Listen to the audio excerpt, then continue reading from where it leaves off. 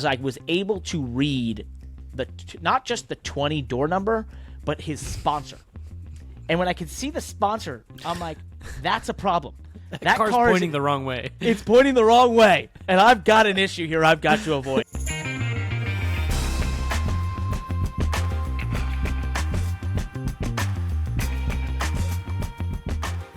We're just going to go because this is a big show. I'm Parker, joined as always by Landon. This is our podcast, Money Lap, that talks about all motorsports. But it is a big show, and therefore I'm going to move really quickly through this intro. What can you expect today? We've got my viral wreck avoidance, how I'm doing opposition research on the competition this week in terms of a Supra. New reviews, all three big motorsports series, TV ratings this past weekend. NASCAR Cup Series reaction, F1 reaction, and big-time off-track drama continues in F1. IndyCar kicked off. There was drama there as well. We've got some MotoGP news and much, much more. You can expect all of that here on Money Lap. Let's go in the PR lap, Landon, where we have to talk about ourselves for a bit because we've been setting all sorts of records, big records. Over the last 4 episodes, we have continually set a new 24-hour download record for this podcast, and over the last 2, set 7-day download records. Therefore, there's only one way to put this. We're exploding in popularity. Pretty amazing. Absolutely. Yeah. We even have more news topics later that are going to prove to you that the Money Lap is just making waves and just wielding its influence in the industry. I love that. It's By really the way, cool. I do think that we should credit the listeners and those of you who have been sharing and doing the whole like, subscribe, share with three friends. I know that was, I think, Parker's idea. I don't know whose idea it was. It was my pact. Yeah, it was our pact. Was it your pact? With that the you were listeners. going to continue to ask people to do that? And so people have been doing that, and now more people have been listening. Imagine that. That's a great point. Thank you. I totally forgot I was asking people to do that. That's why we've had the growth. So thank you so much for doing that. And we want to continue to have you do that. So if you like this podcast, please share it with 3 friends, either in audio form or from YouTube. That means the world, and we can keep growing. Yep. Last note on the growth side of things, the newsletter, the Money Lab newsletter that goes out 3 times a week. 3? We do a 3 now? 3. Yep. 3 times a week. You can get all your updates in written form, and it has a referral program. And I think that we reached a new high score and probably is going to force us to review the referral rewards because we have a winner that got 100 referrals in the newsletter. And the prize for getting those 100 referrals is that this person gets to be a guest on the podcast. So I don't know who made that promise. But or when in this process we approved that as a referral reward. But so stay tuned over the next couple weeks for a special guest on the podcast. Oh yeah. Now, if you look at the legalese around that as well, we do have to do this recording with this individual, but we reserve the right to never put it out there, but we will try to put this one out. I don't think that's what the people want, though, Parker. They're not what they want. They want to hear it, so we're gonna get it out there. We won't give up his name, but pretty cool to see. And thank you for getting those 100 referrals. If you want to be on this pod, just go refer our email to 100 people and get them to sign up. And do it quickly before we change the rule. Right. Speaking of the email, we got to send an apology to a very famous motorsports icon out there. Ron Capps let us know on the most recent Money Lap newsletter, there was no drag racing included there on the Monday newsletter. He sent us a note pointing this out. We apologize. Customer service got back to him very quickly. Yes, you did. The customer service was there in moments, led by Landon Cassill. And we just want you to know, Ron, we are going to put drag racing in there from going forward. So you've made change in the world. And that's all it takes, people. Just reach out. Make change in the world. Squeaky wheel gets the grease. I mentioned I'm doing opposition research this week in this election year for my competition in the Xfinity series, namely around the Toyota Supra. I have a Toyota Supra on loan this week with the Autopian that I'm going to be taking up the Lime Rock and doing some more fun stuff with, doing a full write-up on it and doing a video. But first early impressions, I can now see why they were so fast at Phoenix and Vegas. They have 6 gears in the Supra that we don't have.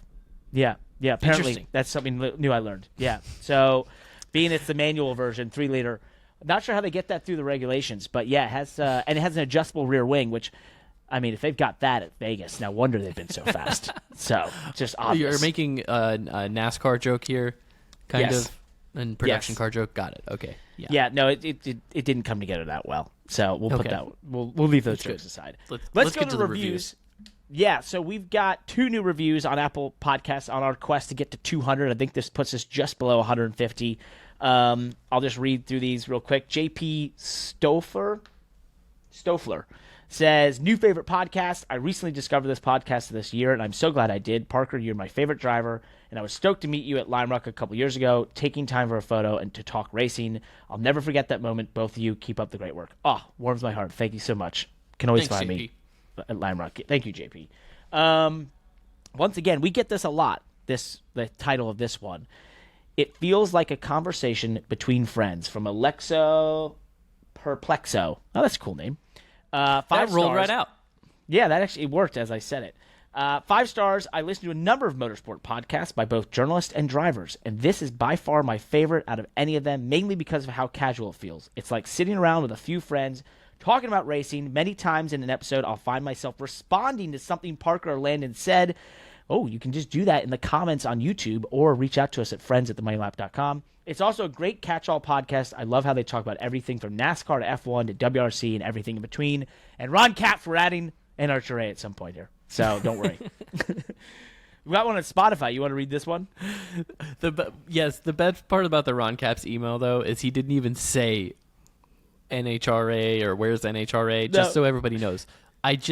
All it was I was taking Arlo to school, to preschool, and I got an email on my phone from Ron Capps that was just like a sad emoji.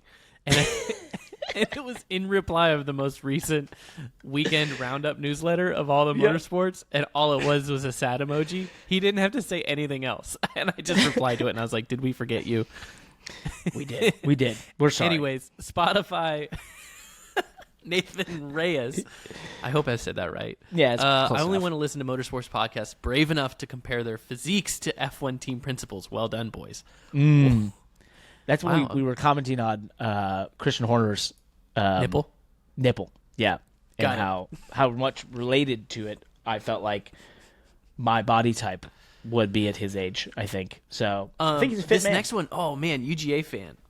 This is an interesting comment here from YouTube. Yep. What I'm hearing is Junior Motorsports leaves Chevy and uses Honda to gain 4 charters and go cup racing.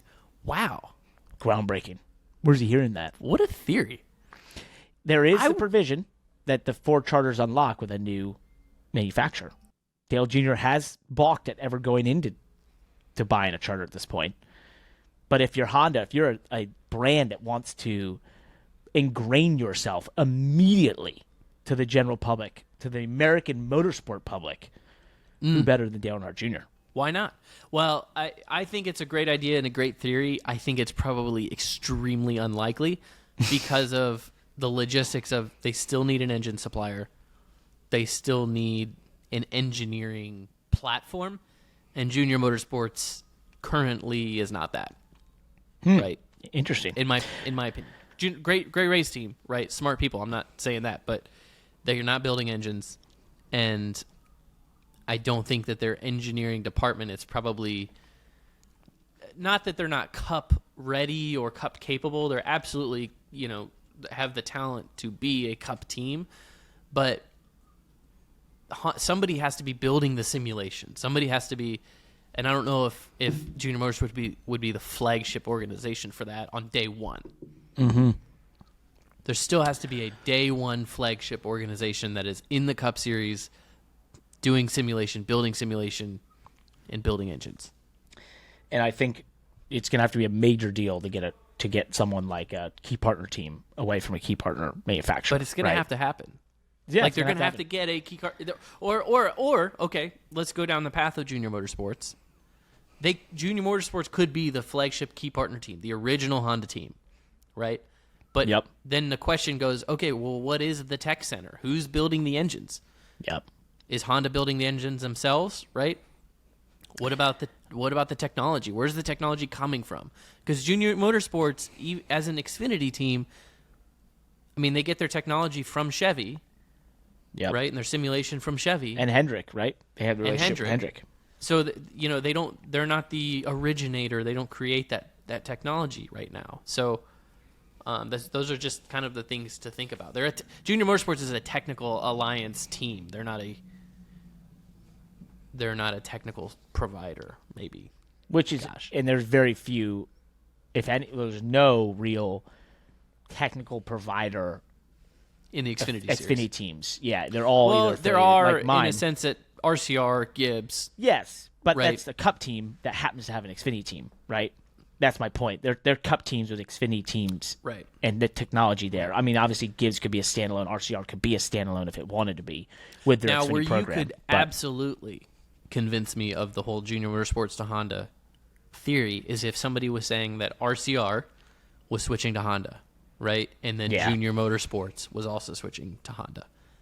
Something like that. And also Honda is coming in with an unlimited amount of money, like a Toyota caliber amount of money, which I don't envision that with Honda. No. I think Honda coming into sports can be a great thing, and I think that, but I don't know if Honda day one is a Toyota caliber open checkbook type manufacturer. I think they would be smarter about it anyway, because it's not that, that era that Toyota came in was just so damn expensive. And it's not that, although it's very expensive, it's not the same. You're not, I think there's just so much ground up stuff they had to do back then. We're going to talk more about that because there were some interesting comments from NASCAR brass about propulsion systems and such, looking ahead to 2026 and beyond. So, well, if you love brass and you love precious metals and collectibles, then look no further for your precious metal collectible diecast racing items than SpoilerDiecast.com. If you are a racing enthusiast looking for high-quality diecast and apparel, go to SpoilerDiecast.com, one of the fastest-growing companies in the industry. What sets them apart is their exceptional service. All of their orders ship either same or next day, ensuring you get your hands on your favorite products in no time. And here's the best part. They have free shipping on orders over $20, which, I mean, actually, not to, talk down about the whole thing, but that's kind of easy to spend more than $20. I mean, you're pretty much automatically spending over $20 if you buy anything in the diecast collectible space. Not because they're overpriced, but just because it's worth that much. You want your favorite driver's collectible? You're going to spend that kind of money, Parker. So, anyways, I'm going kind of down a rabbit hole with that, but you've got smooth, affordable shopping experience with SpoilerDiecast.com. They have over 800 and climbing unique products in stock from NASCAR, F1, IndyCar, dirt racing. They also have recently opened a brick-and-mortar store in Fort Wayne, Indiana. So if you do want to just make that drive all the way from California to Fort Wayne because you want to touch and feel the product first, you're not a big online shopper, hit the road, head to Fort Wayne, find Spoiler Diecast, or just go to their website, SpoilerDiecast.com. They are passionate race fans, growing company, small business. We love them. Big supporters of the pod for about a year now. SpoilerDiecast.com. Since the beginning. Please let us know if you do drive from California to the retail store at Spoiler Diecast. I would love to know that story and what prompted you to do it. So please reach out to us. We also have, this is normally where I should say they have my signed diecasts, the Big Machine Spike Light Coors 48 car that's going to be coming out this year. You can also get the autograph version. Also, I just sent a whole bunch of hero cards to Spoiler Diecast from my latest hero cards that you can get when you order Spoiler Diecast using Money Lap. We also have a big announcement, Landon. We didn't really talk about this at the top. So normally this is where we segue into just NASCAR. But you know what we're rumbling towards is the greatest day in motorsports, known as Memorial Day weekend, where you have Formula One, the Indy 500, and the Coca-Cola 600 all on the same day. Well, what better way to get ready for that, Landon, than to do something centered around that very weekend and that race? What about a giveaway of products across F1, NASCAR, and IndyCar? Well, we have that opportunity here on the Money Lap with our new best friends from Pristine Auction for the next couple of weeks leading up, or I guess months, leading up to May. We are going to do a giveaway with them, meaning, well, I guess that entails us going and buying things on Pristine Auction over the next couple days and weeks, and then unveiling them here on the show, and then you, the listeners or watchers on YouTube, can win those very things that we go and find on Pristine Auction. And if you're wondering what Pristine Auction is, it's basically where you can find autographed memorabilia, helmets, photos, trading cards, and even more exclusive items across thousands of different things within the sports world and, of course, motorsports, where we'll be focusing. You can use the code MONEYLAP at Pristine Auction for $10 off your first win on because it is an auction. But stay tuned here over the next couple weeks and months as we unveil what we've gone on there and bought. And if you have suggestions for what we should buy, please let us know in the comments or reach out to us. And we may take your suggestions. And just know, if you're bidding on things right now, you might be bidding against Landon and myself. So we're in there with you. But pretty cool. Thank you to Pristine Auction for coming on board. This is going to be a lot of fun. And I can't wait to show people what we've come up with and what we find on there, and then give them away, all leading to the greatest day in motorsports. Go check out pristineauction.com and register now and let your collection speak for itself. That's Pristine, Pristine, auction, AUCTION.com. Also, we'll have the link in the show notes. So go check it out. Awesome. How'd I do?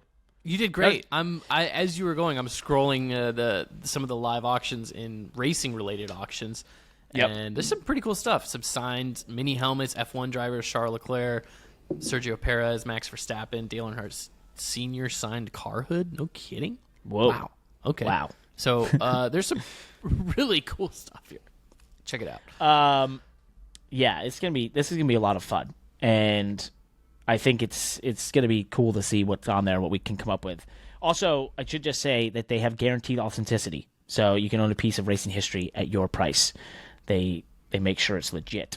Let's move on into the motorsports world, and we just got to start with the fact that we had NASCAR, IndyCar, and F1 all on the same weekend, which we're going to dive into each one individually here after this first discussion, but we got to point out some of the interest level, the TV ratings, the viewership out there. Starting with NASCAR, which got 4.028 million viewers for Sunday's NASCAR Cup Series race at Phoenix, up 19% from 3.38 million last year, in the most watched sports event of the year. Pretty impressive. The Netflix effect for NASCAR continues. That's the fourth race now, over 4 million viewers. Which is a huge moment for the NASCAR Cup Series. So, we'll keep going down the line here, but I don't know. I'm not totally giving this credit to the Netflix effect. I don't know how much. I mean, I know the Netflix show had some great views, but I really feel like NASCAR created and sustained some really good momentum with those first two races being super speedways. Mm-hmm. That's a good point. And I think that there's obviously there's a million different things that NASCAR always is doing to try to increase viewership, increase interest in the sport. And we just mentioned two things, right? If you talk to somebody from NASCAR, they could give you probably 100 things that they've done to try to increase promotion over the course of the last month. But the two that are the biggest to me is Netflix and Daytona Atlanta. I think those are two very, very legitimate things that are different than past years. Well, and they rumble towards Bristol, back on the concrete again in the spring. So if you're going to have a race that can keep that momentum up, Bristol can offer some pretty wild times, even with this next-gen car. We'll see what it has, especially being back on the concrete and not dirt this time. So we mentioned all three raced. F1 had not such great numbers. They were on ESPN2, and they got 920,000 viewers for Saturday's F1 race from Saudi Arabia, which is down 40% from 1.523 million viewers last year, although that event was on the main channel on ESPN and held on a Sunday. So not a great comparison there, but 40% down for that race. No, and that's a friendly reminder that, I mean, with us kids that grew up watching NASCAR in the 2000s, We love Saturday night races as a kid. Like, there was nothing more fun than a Saturday night race. But after being in the industry for so long, I realized that TV does not like Saturday night races. No. And as an adult, right, with kids and a life, and, I don't really watch NASCAR races on Saturday night. They're a Sunday afternoon thing for me, and I think F1 is similar. It was weird having an F1 race on Sunday or Saturday. Yep. So granted, it didn't happen Saturday night, but it was weird. And the first 2 races have been this Saturday thing. Yeah. And I don't understand it. I haven't fully been able to conceptualize what this is all about, but I don't think it's worked, and I don't like it. So get rid of it. We have recently gotten accused of being F1 haters. That happens all the time, by the way.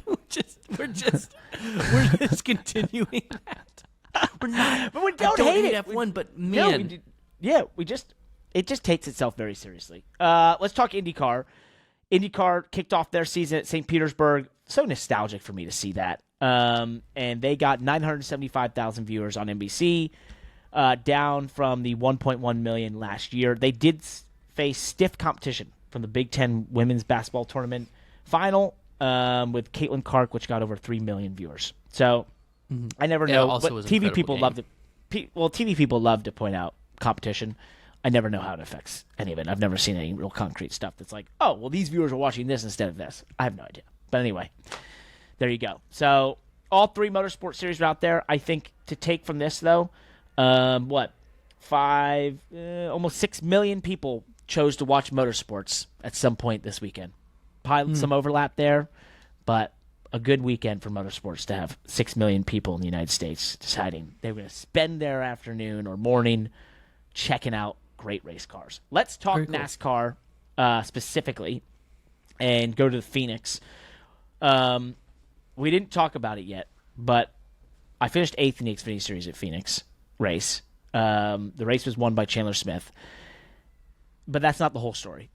I did have a quite viral moment, Landon, where I avoided a major wreck, and then I had an onboard, or Joey Logano came on my radio to interview me about avoiding that wreck, and the best I could muster was to say that I'd close my eyes, hope for the best, and then took credit for it on the other side, which wasn't entirely true.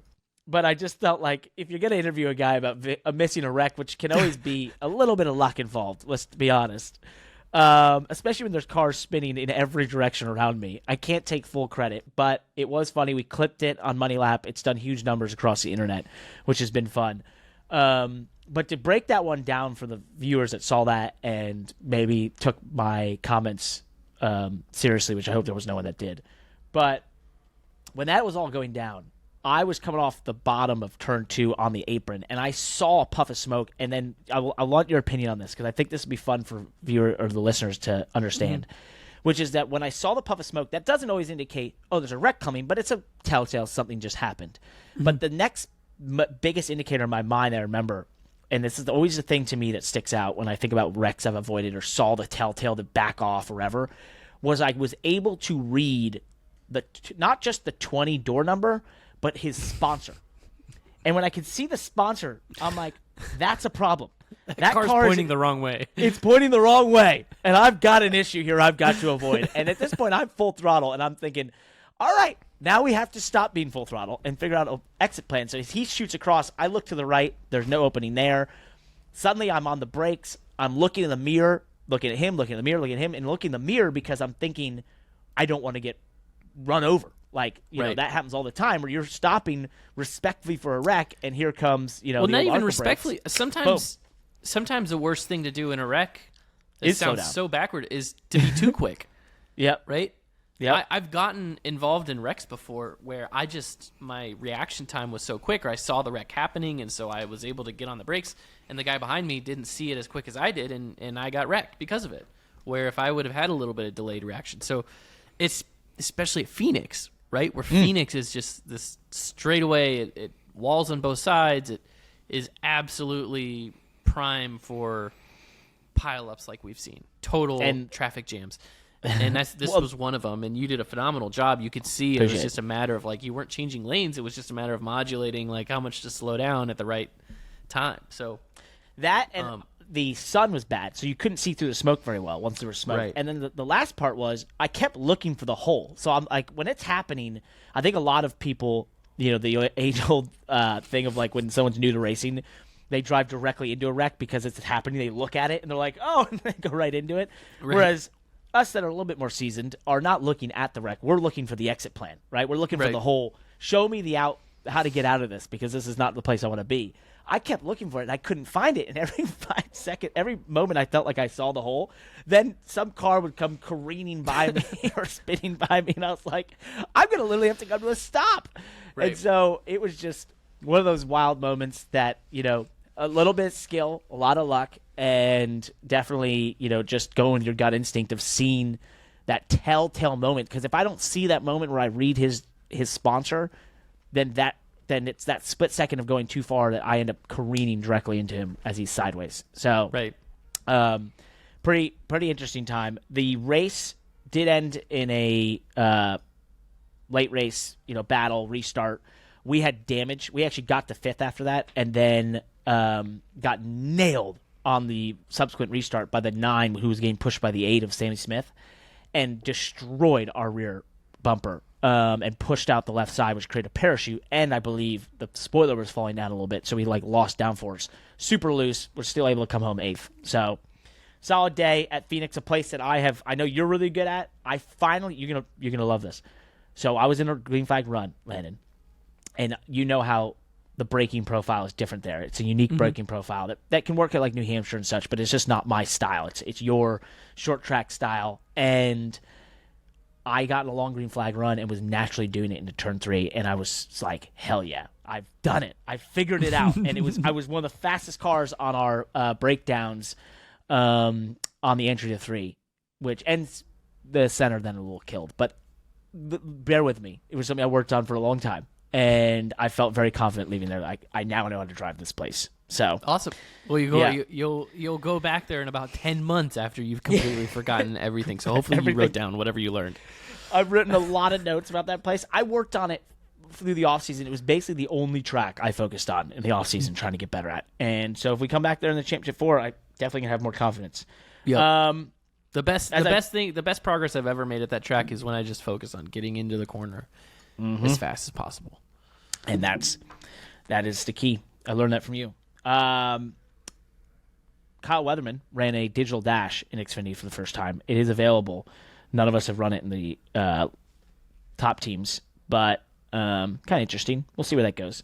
We're not running. We don't have any plans yet at Big Machine Racing to run it, so we'll see how that sort of works out. But I don't think it's ready for prime time yet. I don't know if there was anything else in the Xfinity race that we have to point out. No, well, I mean, it's hard to go without mentioning just the tragedy for that struck the 7 team with however many laps to go. It was 5 laps or 10 laps to go that he was leading. It was tragic for me because he was my pick to win, and I was already counting my money, and he blew a left rear tire. That was wild.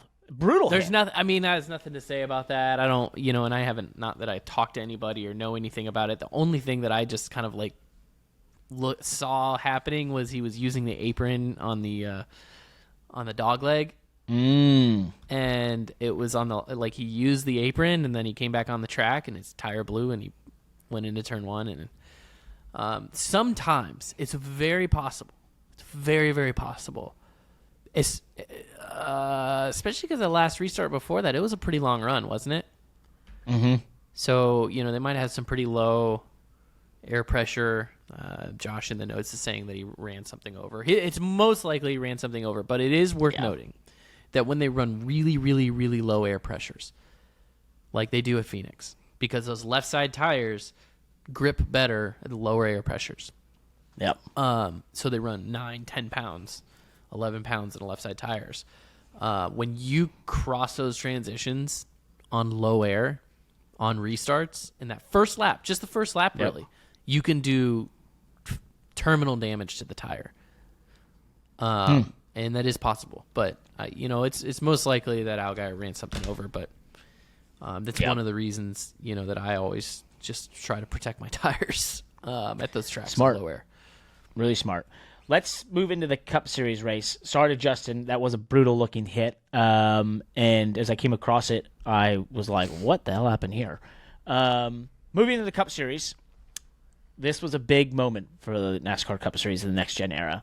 Big effort in the offseason to redesign a short track package. Although it's my least favorite word in all of NASCAR, using the word package. As we've talked about saying package ad nauseum for the last 10 years. Here we are, once again, talking packages. And the big changes with this was especially the underbody aerodynamics, where they removed a lot of the floor and the diffuser in the back of the car that creates a lot of the underbody aero and downforce. There was no horsepower added. There was a change in the tire, by the way, for Goodyear. Pretty significant change. A lot of anticipation. They did a 50-minute practice. And, we had a race that I felt like for a lot of it was very competitive. There was a runaway win in the end with Christopher Bell winning the race. But it looked like a very competitive race in terms of cars having speed at different times of the run. I'm sure there was a lot of aero effects that drivers felt. I know there was drivers who jumped out of the practice and said it felt worse, that it felt the same, some felt it a little better. And then I think the feedback after the race was very similar. Some said it was the worst, it was the same, and some said I thought it was a little better. That's pretty much anytime you ask for opinions, you're going to get that sort of range. I don't know if it really was scientific or told us anything. So what is your evaluation before we get into the Jeff Gluck poll and some of the feedback from the fans? What was your thoughts as you watched this Phoenix race? I can kind of use the Jeff Gluck poll as part of my feedback. I mean, his poll of was Phoenix a good race was 59.8% no. I don't know what the other Phoenix races are comparing to. But I felt like I thought the passing was better and the cars were racier looking to me. And I think that NASCAR just got no credit for it because just didn't see those passes and that racing. We just didn't see for the win. Yep. And of course we'd like to see that for the win, but you just can't guarantee that like you can at a speedway race or even at an intermediate these days, because the intermediate tracks have drafting and things like that. And at the end of the day, like I'm literally in the middle of a text conversation during recording of this pod with a Cup driver about this, right? And this driver just texted me back a very wise statement that said there's no clear expectation of what good racing is. And I think that's probably the best thing to say. It's like, what is good racing? Yep. Because I saw great passing. NASCAR released pretty much instantly after the race that Phoenix had, I don't know if it set a record or it was an increase in green flag passes in this race. So there was obviously tons of passing, tons of action on the racetrack. We just didn't see it for the lead at the end of the race. Or maybe even throughout the race, there wasn't a lot of challenges for the lead. But there's a lot of good racing, and there were some challenges for the lead, I suppose. But it just, I don't know. It's hard to get everybody on the same page. I love Phoenix. I don't even like kind of shitting on Phoenix as a racetrack. I think it's a great racetrack. We differ there. I like Phoenix. I've always liked Phoenix. I think if we want to talk about a problem, I think the problem is the car and the tire. I don't even think it's the motor, even though I want more horsepower. I'd love to see more horsepower, but I think more horsepower might just separate the field more. Well, I have a question for you. Hold on. We can dive into that. I have a question. So before I ask this question, I just want to point out that Josh said this Jeff Gluck poll with only 40.2% saying yes, it was a good race, ranks number 15 of 17 Phoenix races in the poll. Only the 2022 championship race was lower at 28%, and the 2019 fall race at 19.7. Ranks number 4 of 5 next-gen races at Phoenix, down from last year's Spring Phoenix, which was 44.8%. When is the last time you saw, quote-unquote, a great race at Phoenix? What's a great race? What is a great race? Okay, but one you remember in your mind as that was pretty awesome. There was that track provided me a show I couldn't see anywhere else. I don't know. Yeah, that's the problem. I don't know. You can't. You can't because it just doesn't exist out there. It's like Richmond. I love Richmond. I like driving Richmond. I enjoyed driving Phoenix this past weekend. I actually really did. When we had such a good entry into 3 and such, I was actually loving it, wrapping the bottom, moving my line around. I enjoyed my time. I think it was hard, but I still enjoyed it because it's a tough thing to drive. I don't know how to explain it. I don't know how to explain it. I know what you're saying. And that's a bad, maybe that's a bad argument. That's a bad way to support this argument. And if we were going to enter a formal debate over it, and the future life of Phoenix's race dates were at stake of my ability to debate Phoenix as a good racetrack, then yeah, I could probably come up with the articulation. But in this moment, I can't explain it. I just like the place. You like the place. Well, there's a lot of people that agree with you, by the way, because they sold out the race this weekend, and they'll sell out the championship race. That's 50,000+ people. The facility is wonderful. Since they've done the facility rehash, what was that? I know, but 5-6 years ago. Getting into that stuff, and that's great. The facility's great. The venue's great.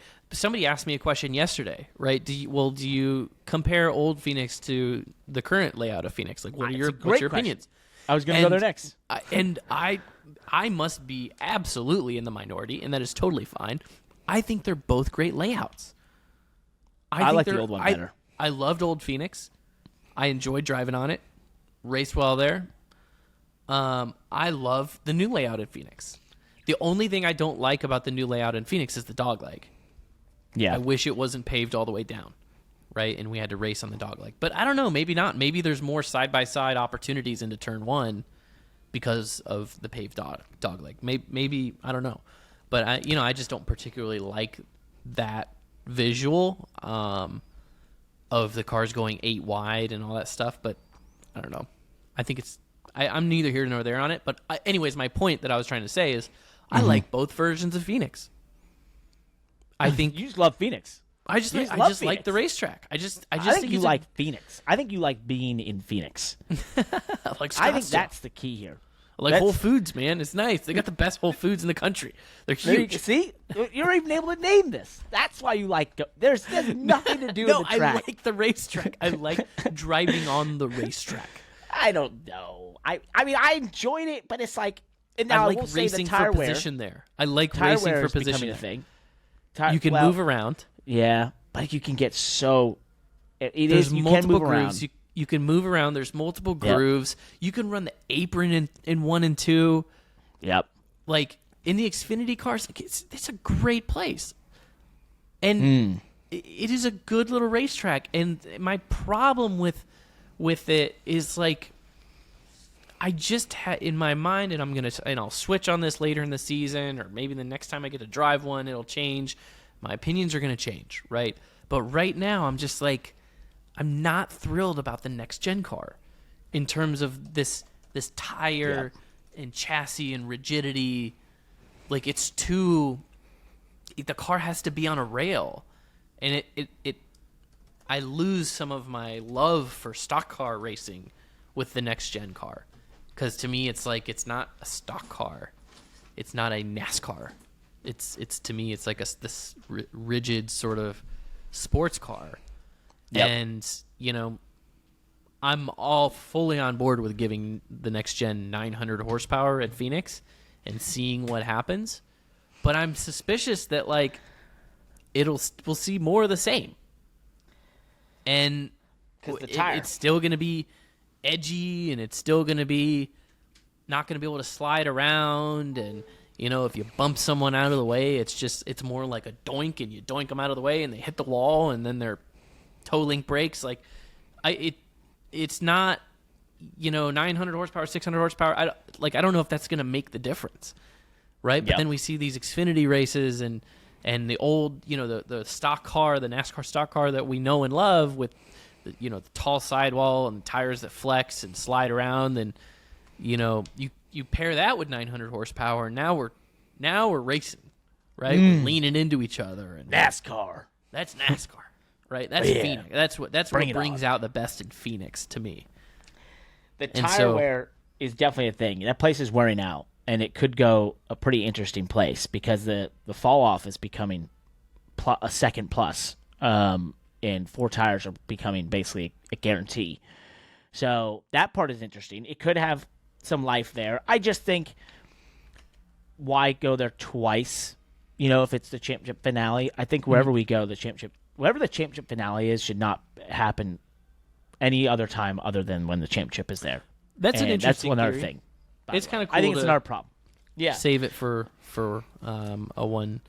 Save it. show. Save it. Don't give people any, just make it a thing. It's like, you're going to see this one time, and it's also for the championship. Like, that's just the way it should be. Speaking of, I don't know if we actually wanted to talk about this, but speaking of 900 horsepower, Denny had an interesting quote where he just said, I think that he told, did he say this in a press conference? I don't know where he said it. No, it was on his podcast. It was on his podcast. Okay. He has a podcast, too, if you didn't know. He has a podcast. Okay. Yeah. He said that 900 horsepower or switching to 750 could be done in a single phone call. They could make it happen. There's too many, all the excuses, and now I'm expanding on his quote, but all these excuses on why not to do it are bogus. We could do it in a second. I agree with him. He also reiterated something that we have said on this podcast for the better part of, we're not at a year yet. That will be in the May. But since we've had this podcast, in that the cost of a motor program, the NASCAR Cup Series, has not changed significantly since any of these reductions in horsepower or, all these plans of making it cheaper. And he basically says it's the same as cost now as it was at 900 horsepower. And that is true. And we've said it a million times, but there's a guy who's literally signing the bills for these things, telling you if these engine builders are building half as many engines as they used to. Right? Just keep that in mind, because nobody talks about that in all this engine stuff. It's like, I feel like nobody's talking about that. 6-7 years ago, we built a new engine for every race. Now you have to seal them, and you have to run it again at some point. And how many engines do they end up getting for the Cup Series? Is it every other race, or it's 18 3 races or something now. like that? You have to run them through 3 races, right? Is it 3? Josh, look it up. They're building half as many engines, and they're also not putting engines in backup cars, right? Oh yeah, or is that that's just? Right. But yet the bill that's charged to the team to lease engines is the same. If not, it's going up. So wherever these cost savings are that they think that's happening, it's not going where they want it to go. It's not going into the team's bottom line. It's either going into the engine builder's bottom line, or it's getting reinvested into development. Parker, to answer your question, it's at least 2 race weekends according to Wikipedia. So effectively, so half as. I thought it was 3, but okay, maybe so 3 half is as many. Xfinity. So it's not going to the team's bottom line. It's either going to the engine builder's bottom line, or it's going to development. My guess is it's probably going to development, or a combination between the engine builder and development. Development of the same motor. So the at the same end of the day, design. and this is why trying to make less horsepower than they could. Right. Right. So this is why what Denny's saying is so right. Where it's just like switch it to 900 horsepower, switch it to 750. Who cares? There's only so much. Like the money, the teams can only pay so much, anyways, and the money's going. There's money there for this development. I don't know. I'm not going to be told otherwise. And I don't even know all the ins and outs of that business. And there's probably an engine builder listening to this. I'm sure Richard Childress or Robert. We're bringing one on here, by the way. I'm sure Doug Yates listens to this podcast and is fuming right now over what I'm saying. Just and he knows way more about that business than I do and the financials of that business. But I'm just telling you that, I think they could make that change, and I think they'll adapt. I think we need to have engine builders / representatives on this podcast. Maybe as soon as this week or next week. We're gonna make it happen. I'm gonna get that. We're gonna get to the bottom of this. We're gonna get some real hard facts and journalism done here on Money Lap, and have some chats, because I'm curious too. With all this, knowing the numbers on the team side and as a driver, a lot of that hasn't changed. So it's just a very odd thing that there's always this discussion of less cost and saving money and everything, and then everyone just says it's all costs the same. So let's see where it goes. I also liked, and I continually point this out, and I know I had my crazy 1,000 horsepower qualifying engine idea last week, which did get some good reception out there, by the way. But the thing to me is I liked the multiple engine packages of 2019 when you had if you're going to run a different package for the mile and a halves, at 550 horsepower, whatever it was, what it was then, and now whatever it is, 650 or whatever, then that's fine. And then just have your short track road course package. Like I didn't have a problem with it. I raced in it. I thought it was great. So, and I didn't have anyone screaming, I was racing pretty underfunded teams, and it wasn't like, oh, this is ginormously more expensive. It was just like, it is what it is. It's kind of like super speedway racing. We forever have run entirely different cars at super speedways and different engine packages and everything. Like that was the whole deal with restrictor plate racing. So NASCAR has a very long history of having multiple engine sort of configurations through the schedule. I don't see any reason you can't go back to having super speedway, to having 1.5 mile, 2 mile track, to having short track and road course packages. Like just do it. Just do it. More than 4 million people are watching every weekend. They deserve power. Give it to them. Next thing, Go ahead. you Go ahead and talk to the next thing. I know we're looking at the same notes here, but interesting stern bomb, I guess. Is this a stern bomb? It's a stern bomb. NASCAR, Adam Stern reporting that NASCAR has held discussions about a possible race at Dodger Stadium, historic Dodger Stadium, in coming years, per sources. One of the options, that's one of the options that's been evaluated in Southern California, but it would potentially be in collaboration with Formula E, which is awesome. Love that. So, and now this is where I got less excited about it. Not because of Formula E, but saying that the track would be in the Dodgers parking lot. Oh. I didn't get excited about. Now if they're saying that maybe the NASCAR course is built in the stadium and the Formula E course is in the parking lot and it's one big party, that would be cool. That would be awesome. I think any of it's a cool idea. I do think it leads, and Steve Phelps had a comment basically saying, yeah, we have all sorts of discussions, and sure, we've had this discussion that potentially involved Formula E. I think it does go to his point, though, of saying that next year he expects NASCAR to have presence in Southern California. He expects NASCAR to go to international, and so. Well, I'm sure they're evaluating all sorts of places. This one is cool. I like it. Why not? Well, if our point, always if that's a pattern we can, kind of just point out, is that NASCAR has been unapologetic lately about their desire for growth, and you could pretty much assume that it's not that breaking news to hear from Steve Phelps or anybody at NASCAR, Ben Kennedy, that we're talking, right? I'm sure that NASCAR's talking to all of these folks: Mexico, Wimbledon, Montreal, Dodger Stadium. Like, why not? They've been everywhere. Was Steve O'Donnell just in Japan recently? I don't know. Looking at the hydrogen racing stuff, sure, as an alternative propulsion. Yes. Right. So they're everywhere. It's a big organization. They're interested in it. They're not. That's not a secret.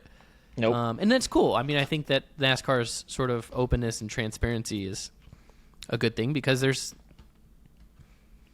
some benefit there. So I love it. Hey, before we move on from the West Coast stuff, I just quickly want to point out on the racing side, Toyota this weekend looked really strong, and with the new body they had, pretty interesting. The what did? Toyota. Oh yeah. Yeah, they looked super strong. Obviously won the race. Once they finally get away from super speedways, yeah, they can show their speed. Just interesting. I don't know if I have really much to dive into there, other than I just wanted to point it out that it's something we keep our eye on, because if they I think they were pretty much in a downforce deficit for the last couple of years. And the first track that really involved downforce, although obviously a different package, and they were really fast, including the legacy Motor Club cars with Eric Jones was fast. So here's a point to make out of that, though. What is your point?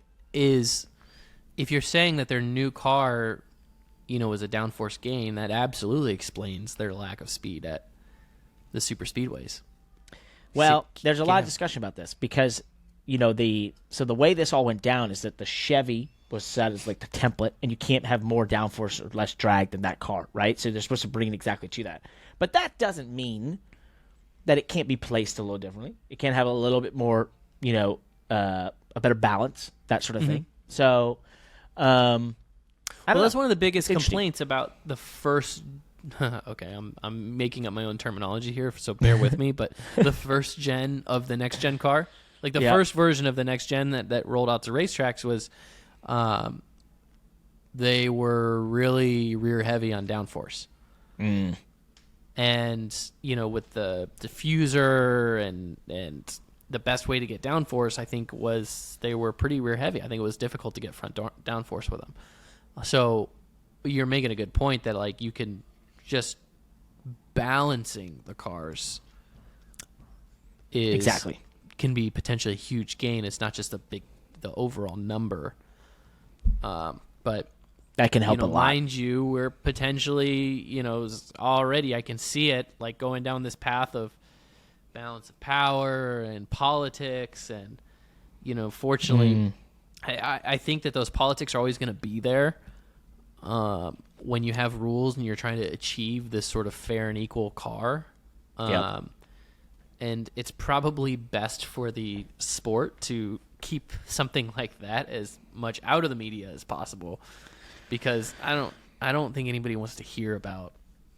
I don't want to hear about Toyota's got this and Chevy's got that, and then because at the end of the day it just becomes something where, okay, Toyota and Ford came out with a new car this year, does that mean they win? And then next year Chevy can come out with their new car and then they're going to win for a while, and it's just like, I don't know, it's a tough struggle. I don't know. I guess to balance everything. I don't hate that. I think there is a major balance performance. Call it what you want. It's not the balance performance of IMSA that's really blatant, but they do. I mean, these cars are designed, and the bodywork is designed to a parity level that is in line with that Chevy that's been there. That's the leader in downforce and in drag. So then they all design their car to match that. Now, as I said, it could be different positioning, have different balance of how that achieves that downforce, that sort of thing.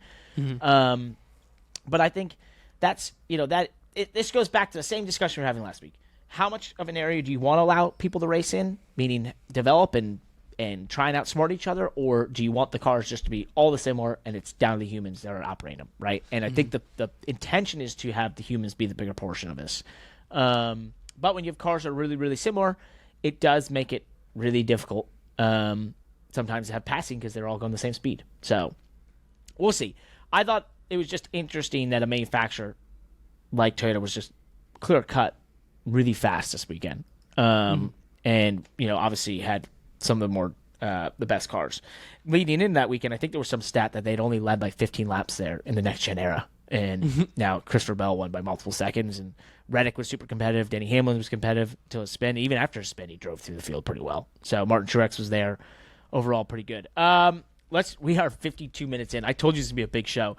The Jordan Bianchi from The Athletic predicted, we don't have to dive into this, that Phoenix will no longer be the championship track in 2025, rather Homestead to return to its place. Love that. Thank you. Make it happen. I love Homestead. It's just the best place. It's the best place to end. It's just great vibes. Last NASCAR thing, electrification by 2026. Could this be when an OEM hops in? Could that be Honda's entrance? We'll see. There is definite talks that hybrid technology could be coming to NASCAR Cup Series in 2026 and onward. Absolutely. It should. So I still want loud, fast engines, but I mean, I don't know. Who's to say they can't be hybrid on pit road, or kind of like an IMSA? They use the electric on pit road, and then it joins into the motor, and then it uses both on the racetrack. It's kind of cool. I would hope that they don't get to a point where if they are like hybrid or something, and they've got extended range fuel mileage, something like that, that would kind of. I like the idea that cars have to refuel, but yeah, I think it would be a mix. Maybe not. Maybe maybe big it's just thing, tires. Maybe we're just pitting for tires. No, I like fuel. I like fuel being a part of it. Once you take fuel out of it, it's like what F1 went in. It's just not. It's not the same. The strategy, because then you don't have fuel strategy races. Right. The OEMs as a whole, just car manufacturers in general, have been backing off from full electric, as many of them are recently announcing their focus towards more hybrids and, of course, alternative propulsions out there in e-fuels. So auto manufacturers don't know what they want. They well they don't, because the consumer doesn't, right? And so there's this awkward time, and this is actually, I think, come full circle into NASCAR's best interest, in that the manufacturers went through this time in the last 6 years where it was like electric, or last 10 years. Then they got to where they're now sort of like, or before that was hybrids. Then they're like, now like, the electric thing isn't quite working out the way we hoped. Now we've got to go back to this hybrid stuff. Oh, and also there's this idea of e-fuels, which could allow the internal combustion engine to go on for a very long time. Meanwhile, this entire time, Toyota as a manufacturer has always just been like, we're No just going to electric. develop. Yep. Yeah, we're not worried about electric. Well, we know a little bit about it, but we're not fully all in. We're just going to keep working on our hybrid technology and, see where things go. And that's maybe a life lesson for all the kids out there, that be wary of people who speak in absolutes. Those who stood up in the past years and said, everything has to be electric in the next 10 years, 5 years, whatever. Everything's going to be electric. Everybody's going to... When people start saying words like everything and everybody and always, then be weary. It's a great advice. I sat in a presentation by the president of Toyota North America a couple years ago, and I remember him saying something along the lines of, we're not, yes, we have electric plans, but we are not accelerating those plans. We are focused on core internal combustion engine cars and hybrids, and we'll mix electric in when it makes sense. Mm-hmm. And at the time, he had said not a single electric car had been sold that was profitable. And he's like, we're not in the business of selling cars that don't make money. So I thought that was a really very impressive forethought to what has happened now. And I mean, this must have been, 6 years ago or so. So really was on the forefront of and it came back to them.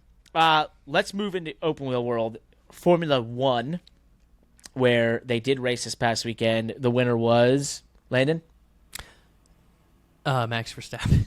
Okay, good. Got that out of the way. Sorry. I was looking at Felipe Massa. Well, so I was going to say, we could talk about the on-track stuff. Really, Max Verstappen once again won. The biggest on-track thing, I think, was Carlos Sainz had appendicitis, had to get out of the Ferrari. He was replaced by 18-year-old Ollie Bearman, who did a tremendous job from F2, had won the pole in the F2 series, gets drafted into an F1 car, which is 8 seconds per lap faster than F2, which an F2 car, by the way, is a very fast car. It's basically as fast as an IndyCar. And 8 seconds. The F1 cars, that's the thing I said to my crew chief, Patrick Donahue, this past weekend. We were talking about it. I said, there's times where F1, you forget how fast it is. And then there's moments like that where you realize it's 8 seconds per lap faster than an F2 car, which is to an F2 car. It's very close. It'd be close to an F2 car. Really? Yes. To an F2. IndyCar and F2 would be similar cars. Far closer, far more similar. Oh, you got balloons happening on your screen. I love that. I did this, and then balloons happened.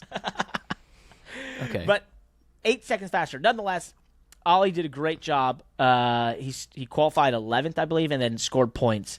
And an F1 car also pushes your neck in a way that you can't prepare for because of the side-to-side G-forces. There was a photo of his headrest from the Ferrari, and it's dented in on the left side because he obviously his head was probably about to fall off.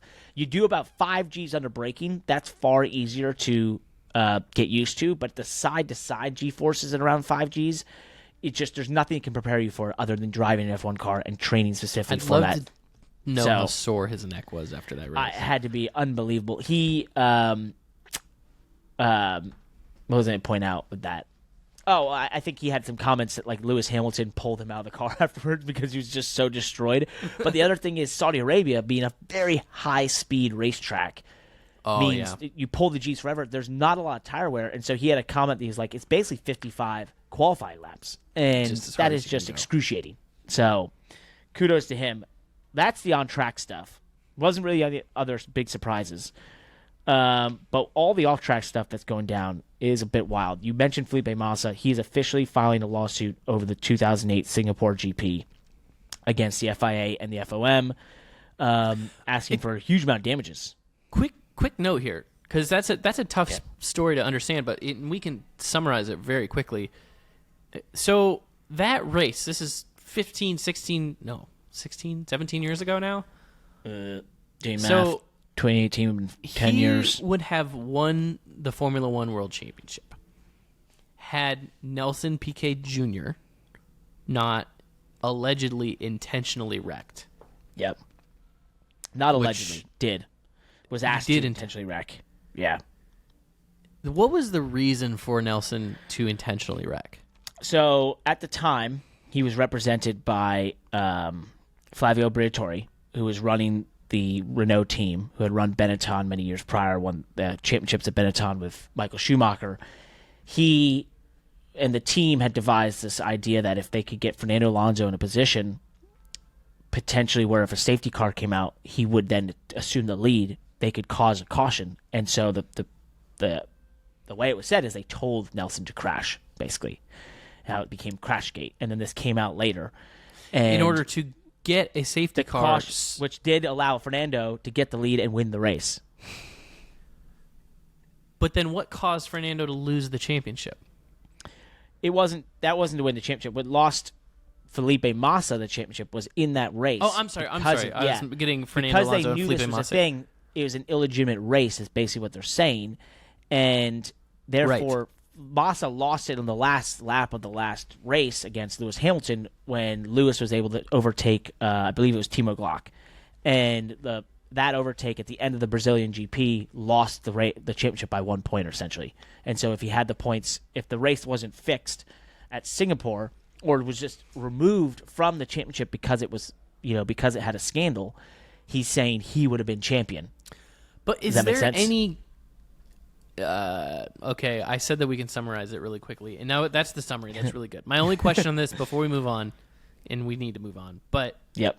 is there any precedent or any grounds in the F1 rulebook to literally delegitimize an entire race? Because if I'm just using NASCAR logic here for a second, and allow me to, I know NASCAR and F1 are not governed by the same thing, but like in NASCAR logic, even if something like that happened, the driver, the parties involved would be disqualified. Well, it did. Remember? They did with Jeff Gordon, and they with Clint Boyer, and Clint they Boyer actually and put Jeff Michael Gordon Waltrip Racing. into.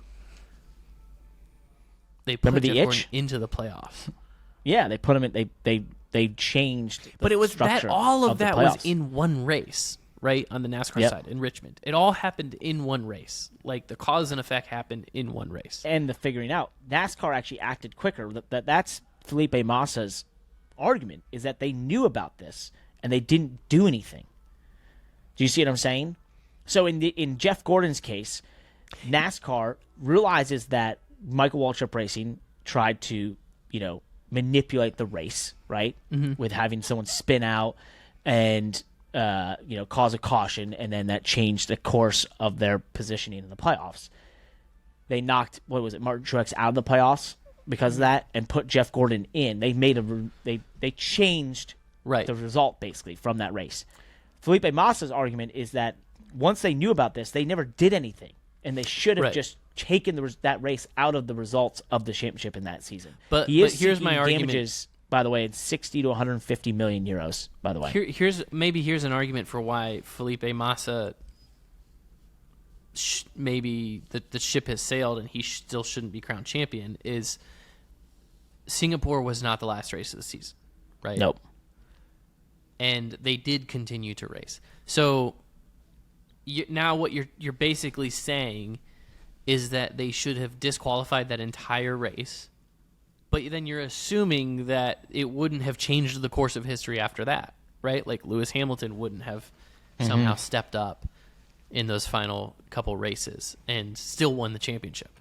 Exactly. So I actually don't know, just kind of using that logic off the top of my head, I don't know if I'm supportive of just awarding Felipe Massa the championship, because there's still races that happened after Singapore that determined the end result. I find it similar to you. I find it odd to litigate against a hypothetical, essentially. Now if you were trying to say that Singapore was the championship race, right, was the final race of the season. Yeah. If it was the final race of the season, and all this happened, and in that final race of the season, this Crashgate happened, and and Lewis Hamilton won the championship as a result, and Felipe Massa didn't, then I could see it making logical sense that, like, okay, you could overturn this and say, nope, sorry, but we're going to cancel the results of that race. It was illegitimate. Felipe Massa was the points leader going into that race, so therefore he's the champion. Yep. That sounds very European and FIA to me in F1. Yep. It's like lame, but I could see that. But almost no matter the outcome of all of this, there were still races that happened after Singapore. Exactly, which is why I'm with you. It makes no sense. It makes no sense. So we'll see where that goes. Moving on, more off-track drama in the Red Bull world, which the employee in the Red Bull Racing investigation had been suspended for dishonesty recently. BB Sport has learned that the reason given by Red Bull to the employee about her suspension was that she had been dishonest. So and as a report, this is a report. Sorry, but we're starting to get. that out. Are we getting non-Dutch leaks here? Yeah, this seems to be more reputable now. Yes. So this is BBC now reporting. Yep. Then. So because all of the leaks leading up to this, right? All of the leaks leading up to this were Dutch. So hold on. Then this goes on. Red Bull then says they will not force Max Verstappen to stay if he wants out of Red Bull Racing, because it was reported that Helmut Marko, who was told to not speak anymore because he was leaking things to the press. And he talks too much. Remember how much we were like, how much does this guy talk? Believe me, he was like, I never say anything. I'm sitting there like, are you kidding? 90% of the quotes across F1 media are Helmut Marko. My gosh. So he basically said that, stop talking, which case Max Verstappen came out vocally about supporting him and said if Helmut Marko's not there, then he questioned his own future at Red Bull Racing. Mind you, Helmut Marko is 80 years old. So I think that somewhere something's going on with the Verstappens here. Yeah. Something's going on with the Verstappens, and they want out at Red Bull. I think there was a whole boatload of money that's maybe being offered from Mercedes. Exactly. And they're trying to find their way out. You're saying to me that his $55 million a year contract, now Mercedes just lost their 7-time champ, and they could make the biggest splash ever by saying, hey, we're going to make you the highest paid racing driver / athlete in the world at $250 million a year or something crazy. And here you go. You think he wants out for that? Probably. We'll see. Speaking pretty smart of Red Bull to say they're not going to force him to stay. They can't. That's how. No. I mean, not even a little bit. But they're not. But that, to me, that means nothing. They can say they're not going to force him to stay. Of course, they can't force him to stay. They can't force him to drive the race car. They can probably cause him to buy out of his contract. Yep. Right, because he has plenty of obligations within that contract. I don't know what they are. I haven't seen his contract, but I'm just saying. Oh, you didn't read it? I thought you wrote it. But I'm sure that there's obligations there, and yeah, they can't force him to drive a race car, but they can also probably penalize him for getting out of his contract early. And like all the rest of this stuff, we could oversimplify and just say it comes down to money. So something is definitely going on. All these leaks, it's wild. Mm-hmm. Somebody's playing some serious PR games, and inside the Beltway at DC, they are watching with eager eyes, saying, "Whoever's conducting this and coordinating it, well done. You have a job in DC anytime." So good luck. Ferrari. There's a report from an Italian news source that Ferrari top management has its sights on Adrian Newey. The Italian press is always very optimistic for Ferrari, so we'll see if that's the case for Adrian Newey to go there. The renowned designer.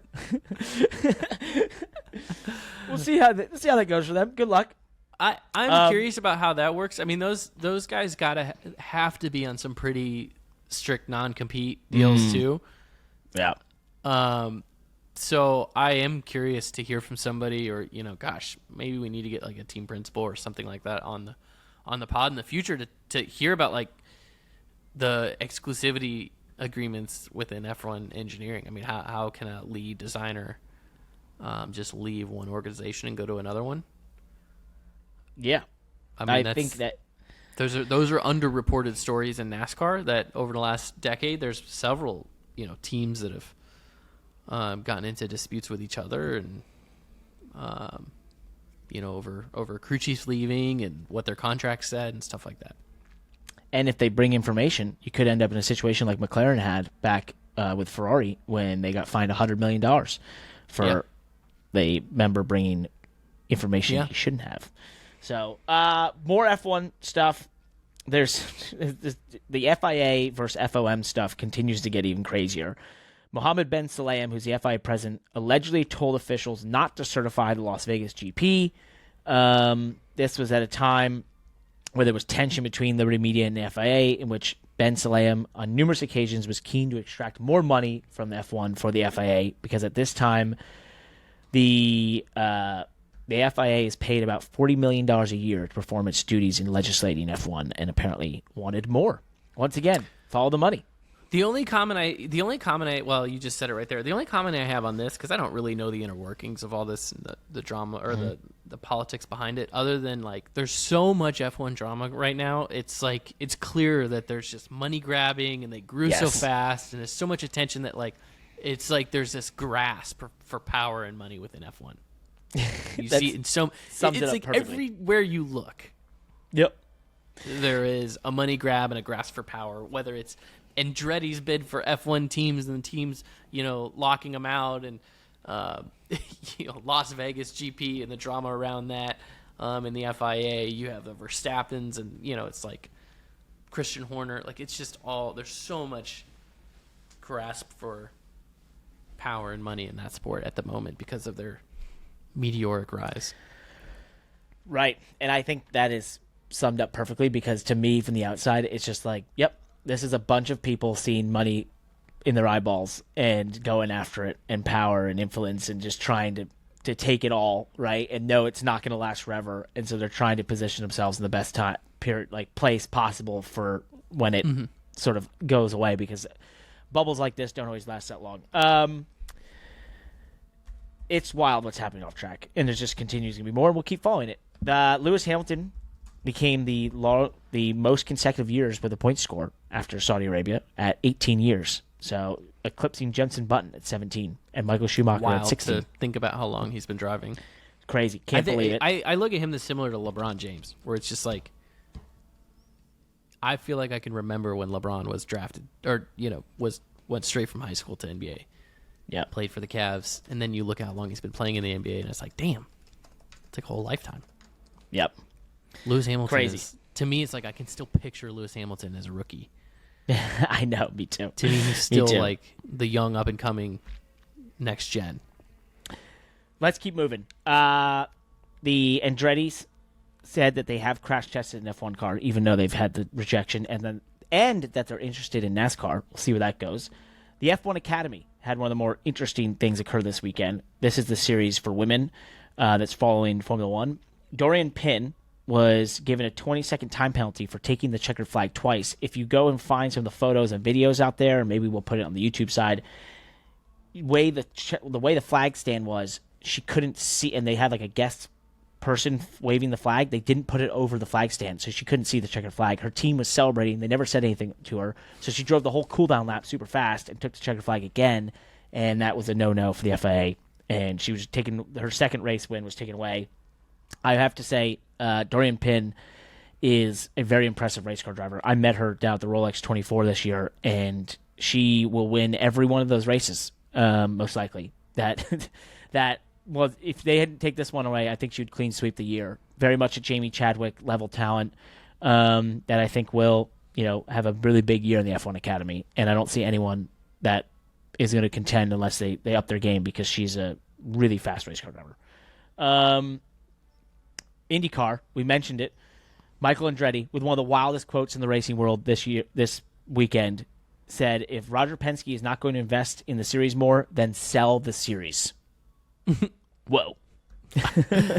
I would say to Michael, be careful what you wish for. Is that the kind of statement that, who's buying it? Jim France going to walk in with his blue jeans and his... Do all the teams get together and it's Cart 2.0? I mean, at the end of the day, I don't think anyone offered to buy it back when it was for sale with the Speedway, other than Roger. He saved it. He saved the Speedway during COVID. I mean, I think that's a little mean. I think that I saw some quotes about the TV contract that IndyCar has is, barely is 10x less, or more than 10x, 20x less than NASCAR or F1. It's they don't have a lot of money to invest, and they've got to do the best they can where they're at. And I think the series has a lot of positive momentum in terms of the fans. I had a lot of people tell me that the crowd down at St. Petersburg was huge and young and bigger than they've ever seen.